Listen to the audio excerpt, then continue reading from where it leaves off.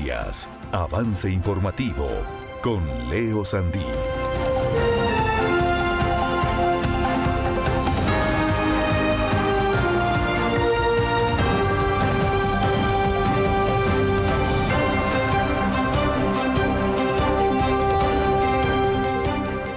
Hola, ¿qué tal? Muy buenos días, bienvenidos a Avance Informativo. Gracias por acompañarnos el día de hoy. Tendremos mucha información y vamos con información en directo que está sucediendo a esta hora porque apareció un graffiti que tiene preocupado a las autoridades. Gustavo Castro nos trae toda la información y eso se presentó en San José. Y de hecho es un graffiti de referencia a un cártel mexicano de la droga. ¿Cuál es la situación a esta hora, Gustavo? Buenos días. ¿Qué tal, compañeros en el estudio y amigos televidentes? Muy buenos días. El señor Mencho y sus gallos. Este es el graffiti que ha llamado la atención, sobre todo para el director de la Policía Municipal de San José, Marcelo Solano. Para muchos ha pasado inadvertido, sin embargo, llama la atención para las autoridades. Nemesio Rubén Oseguera Cervantes, un hombre que nació en 1966 y precisamente como lo vemos en estas imágenes, es conocido como el señor Mencho, es un narcotraficante mexicano, incluso uno de los hombres más buscados en ese país de Norteamérica y también en Estados Unidos, donde habrían ofrecido como recompensa una suma considerable de dinero. Incluso uno de los líderes de un cártel que también lucha por el poder contra el cártel de Sinaloa precisamente en ese país, en México. 15 millones de dólares por información que conduzca a su arresto o condena. Pero ¿qué significa esto? ¿Qué mensaje? ¿Debemos tomarlo como una amenaza, como una advertencia o simplemente como un graffiti? Eso es lo que también estaremos analizando con expertos a partir de la 1:30 de la tarde en la edición de Extra Noticias. Así que parte del análisis sobre esa situación en la General Cañas. Volvemos al estudio donde hay mucha más información este jueves. Gracias, Gustavo, por toda esa información. Vamos a estar atentos a la 1:30 porque definitivamente es un tema que ha dado mucho que hablar durante esta mañana. Vamos a seguir conversando porque se han presentado otras situaciones. La Defensoría de los Habitantes solicitó cuentas al Ministerio de Obras Públicas y Transportes sobre los avances en el proceso de sectorización del transporte público. Esto como parte del seguimiento de este proyecto luego de varios años que aún no se ha concretado. Ante las posibles implicaciones para los usuarios del servicio, el ente defensor subrayó que es fundamental conocer la ejecución de acuerdo con etapas previstas y la información disponible sobre las rutas, ramales y troncales con los que iniciará la implementación. La Defensoría también pidió conocer cuáles serán las medidas de información y divulgación que se utilizarán para los usuarios, estando al tanto de los cambios en las rutas, así como el estado actual de la coordinación con la ARECEP para la definición de tarifas y con el Banco Central para la implementación del pago electrónico.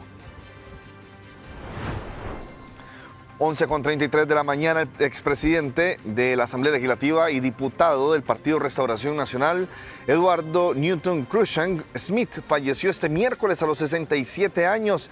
Se informó que la causa de su muerte fue un infarto. Cruikshank ejerció como abogado. La actual defensora de los habitantes, Angie Cruikshank, es su sobrina.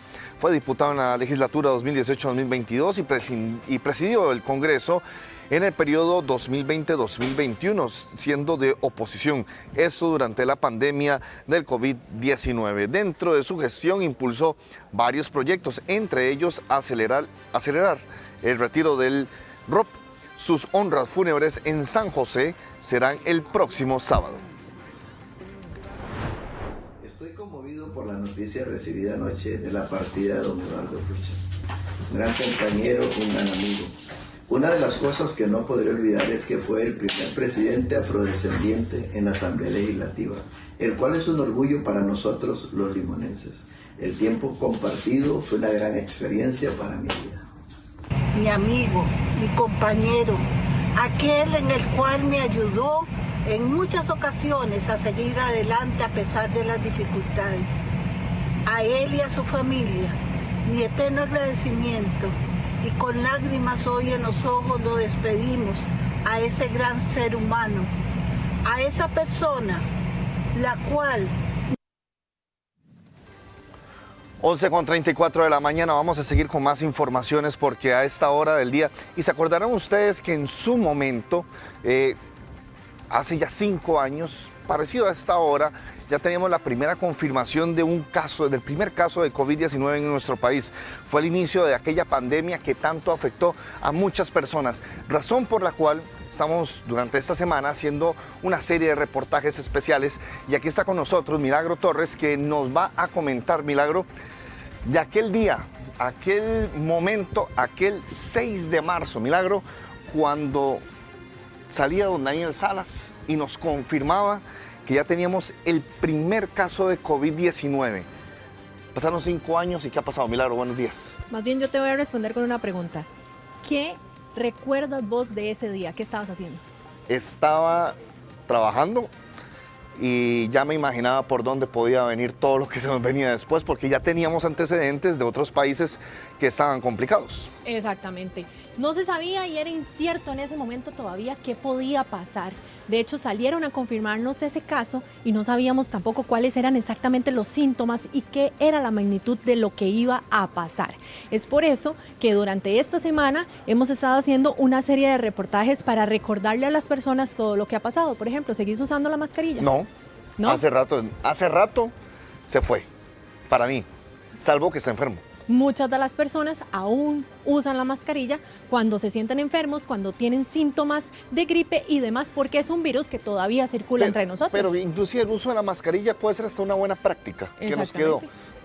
Yo lo veo así, es una buena práctica al final de cuentas, que quedó como el lavado de manos. El lavado de manos, el distanciamiento. El protocolo de estornudo también. Es correcto. Y eso nos siguen protegiendo ahora, aún 5 años después. A la 1:30 vamos a conocer la historia de María Paz León. Ella fue la paciente número 5, pero además estaba en la primera línea de atención. Ella era doctora o es doctora del Hospital México. Vamos a ver este adelanto. Yo fui el caso número 5 en el país, si mal no recuerdo. El paciente 0 lo atendí en mi consulta privada. Por suerte fue un fin de semana, entonces gracias a Dios no contagié a nadie, pero obviamente causó mucho revuelo porque hubo mucha preocupación aquí en el hospital. En ese momento las medidas todavía no estaban claras ni establecidas. Todos ya habíamos oído hablar, sabíamos desde diciembre del COVID, habían comenzado a haber muchas publicaciones, se sabía que había que tener protección, aislamiento, pero en realidad a nivel del país no se había implementado nada con certeza. Bueno, continuamos con más. Esto del COVID lo vamos a seguir ampliando, inclusive a la 1:30. Vamos casi que a la misma hora en aquel momento vamos a tener, y esa es la idea de que ahora Milagro esté con nosotros a la 1:30 en cercanía de actualidad para recrear un poco de aquel momento. No lo vamos a recrear en mala forma. Vamos a ver los momentos cruciales. 5 años después es algo que tenemos que recordar porque nos cambió la vida a todos. Es correcto, nos cambió la forma de ser, nos cambió también esos protocolos que ahora tenemos y que llevamos con nosotros, porque como decíamos, es un virus que circula todavía y que tenemos que aprender a vivir con él. Bueno, hay otro tema también acerca de salud que lo combinamos con la sección de tecnología que también la tiene a cargo Milagro, y hay buenas noticias para los infantes, para los niños y niñas que utilizan el hospital. Es correcto. Hay una nueva máquina de alta tecnología que facilita las operaciones de corazón y de pulmones porque le da con precisión a los doctores cuál es ese procedimiento que tienen que estar haciendo, esa precisión que se requiere para tan importantes cirugías. Esto en el Hospital de Niños se está implementando y lo veremos en nuestra sección de tecnología a la 1:30. Gracias, Milagro, por toda la información. Muchas gracias a ustedes, más bien, y los esperamos. A la 1:30. ¿Me regala esto, por favor? Suyo. Listo, de una vez. Vamos ahora a actualizar cuál es la situación del Papa Juan Pablo II, que a esta hora todavía, Papa Francisco. Tenemos mucha información, pero bueno, vamos a hablar porque el Vaticano informó que el Papa Francisco se mantiene estable y que pasó una noche tranquila tras despertarse. El pontífice de 88 años continuó con sus terapias, incluida la fisioterapia de motora activa. Los médicos destacaron la ausencia de crisis en los 2 últimos días. Sin embargo, ante la complejidad del cuadro clínico, mantuvieron el pronóstico reservado. Estamos hablando del Papa Francisco. Además de eso, ya se suman 20 días de estar hospitalizado. Sin embargo, cuando le es posible, continúa con algunas labores propias de su cargo. ¿Se considera usted una persona adicta al celular? Bueno, si su respuesta es afirmativa, le comento que esta situación es algo que muchas personas están viviendo, inclusive los actores de Hollywood. Recientemente en España, el actor de Avengers y Jurassic Park, Chris Pratt, indicó en una conferencia de prensa que tiene una adicción dolorosísima al teléfono. Es un problema, fue lo que dijo. En nuestro país, eso también está catalogado como una adicción y acorde a Eddie Marchena, psicólogo del IAFA, es una situación que se puede tratar ya como una enfermedad. Según datos del INEC, más del 90% de la población costarricense usa el celular. A la 1:30 en Cercanía de Actualidad estaremos ampliando el tema. Vamos con información en directo hasta el sector de Heredia. Ahí se encuentra Maricruz Brenes. Lamentablemente siguen las muertes en nuestro país. 2 jóvenes fallecieron. Maricruz, ¿cuál es la situación? ¿Qué es lo que se sabe a esta hora de estas 2 lamentables muertes que se siguen sumando a los números bastante elevados que tenemos en el país?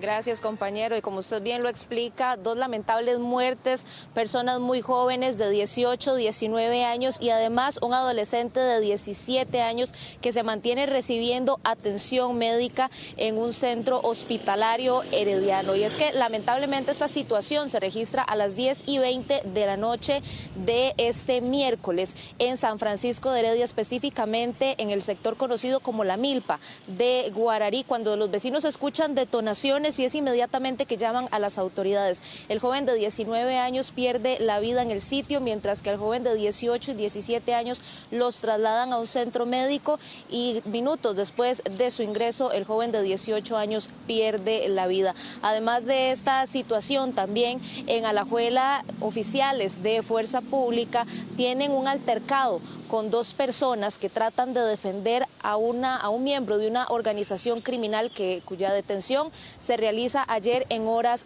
de la tarde. Según trascendió en el sitio, oficiales solicitaron lo que era una orden de allanamiento para ingresar a este local comercial donde se refugiaron los sujetos que atentaron contra la vida de los oficiales de Fuerza Pública, pero la situación o el documento o el momento del allanamiento fue negado por un juez y por supuesto todo esto lo vamos a tener con más detalle a partir de la 1:30 de la tarde.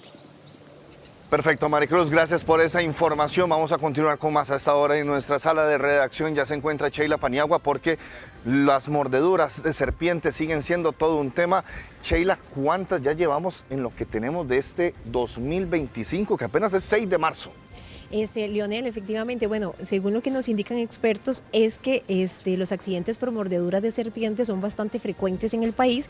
Principalmente esto ocurre en las zonas rurales. Según la Organización Panamericana de la Salud, al año pueden morir 130.000 personas en el mundo por una mordedura de serpiente y cerca de 400.000 personas pueden quedar con alguna discapacidad. Hoy vamos a conocer a la 1:30 el caso de una vecina de Río Frío, en Heredia, ¿verdad?, de Sarapiquí, quien cuando tenía 10 años la mordió en 3 ocasiones una serpiente terciopelo. Esta especie es como la principal, los principales casos que se dan acá en el país. ¿Sabe dónde pasa mucho también esos tipos? E inclusive, bueno, en Río Frío, eso es aquí, es una zona rural, pero que tiene acceso a vías, la ambulancia puede llegar.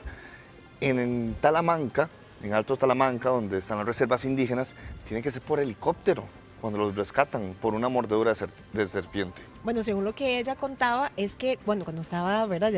Ya tiene cerca de 30 años. Hagamos un spoiler del relato. Ella tiene como 30 años ya, y es que cuando tenía 10 años la mordió en 3 ocasiones en su mano. En 3 ocasiones, ajá. Y que cuando llegó a la clínica, ahí no la podían atender. Llegó a la clínica de la localidad y tuvieron que trasladarla hasta el hospital de Guapiles para que ahí la pudieran atender. Y según lo que le decían los doctores, era que podía perder su brazo o incluso, ¿verdad?, en una cirugía, porque tuvieron que hacer una cirugía en su mano, podía perder la vida. Pero bueno, afortunadamente, ¿verdad?, sobrevivió a esta mordedura y indicaba que la mordió un terciopelo macho. Listo, perfecto. Muchas gracias, Sheila, por esa información. Vamos a irnos ahora con información en directo hasta el sector de los tribunales en San José. Ahí se encuentra Cristian Fallas, porque una banda dedicada al robo de casas y asaltos a estas viviendas fue condenada. Cristian, ¿a cuántos años, dígale usted, a cuántos años fue condenada esta banda que ahora va a estar tras las rejas? Muy buenos días para todos, Leo. Efectivamente, el día de hoy, 375 años de prisión se impuso para estas 5 personas acusadas de conformar esta banda dedicada a lo que fue robo y asaltos a viviendas, precisamente hace 5 años aproximadamente, cuando estábamos en medio de la pandemia, donde cada uno de ellos tenían los roles muy definidos de acuerdo a la investigación. El día de hoy, los líderes de esta agrupación, 2 jóvenes, fueron sentenciados a 179 años y 129 años cada uno, adecuados a 22 años de prisión. También otras 2 personas a 14 años, uno más a 7 años, a quien se le impuso tobillera electrónica durante 1 año mientras la sentencia queda en firme, y una adulta mayor de aproximadamente 66 años de edad, a quien también se le ha impuesto una pena de 3 años y 6 meses por complicidad en al menos de estos 2 casos. Estamos hablando de que, de acuerdo a la acusación, estaban involucrados en aproximadamente 35 denuncias. Sin embargo, se les absolvió en promedio a todos en unos 11 casos donde no hubo la prueba suficiente para la condena. Sin embargo, sí hubo prueba en estas otras 20 y tantos denuncias, donde fueron muy claros los testigos, las víctimas, de que estas personas aprovechaban residenciales de alta plusvalía para romper las mallas o quebrar los muros, o ya sea la malla perimetral, para poder ingresar a las viviendas, y también aseguraban las puertas con los mismos muebles de las casas para que no pudieran hacer ingreso los dueños en su momento. De manera tal que a la 1:30 les vamos a tener más detalles de cuál fue la decisión de ese tribunal de la criminalidad especializada, que tiene muchísimo trabajo ahora, no solamente con temas de drogas, sino también, como ustedes lo ven, con asaltos de viviendas que tanto perturba a los ciudadanos. De momento, la información que les tenemos acá desde los tribunales de San José, reporte de Cristian Fallas Vidal, Extra Noticias. A la 1:30 estaremos ampliando esta información. Vamos a pasar ahora con buenas noticias, porque 320 nuevos socorristas son los que tienen ya habilitados la Cruz Roja Costarricense del Seguro Social, tras completar un curso de 430 horas en primeros auxilios. Este entrenamiento incluye prácticas en atención de emergencias como accidentes de tránsito, heridas, quemaduras y paros cardíacos, entre otros. En 2024, la Cruz Roja formó a más de 1.700 socorristas en diversas especialidades, como rescate vertical, vehicular y acuático, así como manejo de vehículos de emergencia. Con estos esfuerzos, la institución sigue fortaleciendo su capacidad para ofrecer atención rápida y eficiente en emergencias, asegurando una Cruz Roja más fuerte y resiliente. Este jueves ingresará al país el empuje frío número 14 al norte de Centroamérica. Sin embargo, este sistema se perfila de intensidad débil y su única afectación sobre Costa Rica será el aceleramiento de los vientos alisios. Las zonas afectadas las que se van a ver más afectadas son el norte de Guanacaste y las cordilleras, así que bastante viento vamos a tener en los próximos días. En esta nueva edición de la Expo Construcción, los bancos prometen financiamientos especiales para comprar casa, con cuotas que van desde los 6.900 hasta los 10.000 por cada millón de colones prestado. En el evento participan cerca de 11 sistemas de banca y se presentarán alrededor de 65 proyectos habitacionales para que los asistentes puedan ver cuál de estos se adapta mejor a las realidades. Algunas instituciones ofrecen pluses con los préstamos, tales como disminución en los costos legales de adquisición de los bienes, créditos para realizar mejoras a los hogares, o bien planes para adquirir terrenos sin construir. Vamos a ir ahora con el adelanto que nos tiene Viviana Víquez de lo que será en Llegó la Hora a partir de las 4 de la tarde. Vivi. De 4 a 6 los invitamos. ¿Qué hay hoy? ¿Cuál es la palabra de moda? La palabra de moda. Le voy a dar una pista. Ajá. Tiene que ver con extranjeros. Ajá, sí, ya sé. Ya saben. Gentrificación. Exacto. Ok. Esa es la palabra de moda y hoy les vamos a contar todo lo que ustedes tienen que saber sobre la gentrificación en Costa Rica. Pero tenemos la más, Leo. ¿Qué más Hoy hay? es Día de Mascotas, entonces nos visitará una experta, una veterinaria, que nos contará los tips que tenemos que saber sobre vacunación, sobre el cuidado y todo eso que usted necesita saber para que su mascota esté perfecta salud. Por favor, eso me sirve a mí. Tengo ¿Le dos. sirve? ¿Tiene dos? Yo Y también hay uno tengo que es un dos. poquito más gordito de la cuenta. Ah, bueno. Así que... Lo invito a que vea de 4 a 6, llegó la hora. ¿Has llevado en algún momento algún perro afuera del país? ¿Has viajado con tu perro? Los invito a que estén muy pendientes de Llegó la Hora porque justamente estamos trabajando en un material sobre eso. ¿Cuáles son los requisitos que tiene que cumplir? Porque para todos son diferentes, no es lo mismo para Estados Unidos, para Europa o incluso también para Japón o en Centroamérica incluso. Entonces, más adelante en Llegó la Hora les vamos a contar todos los detalles, estamos preparando una nota bastante bonita sobre eso. Perfecto.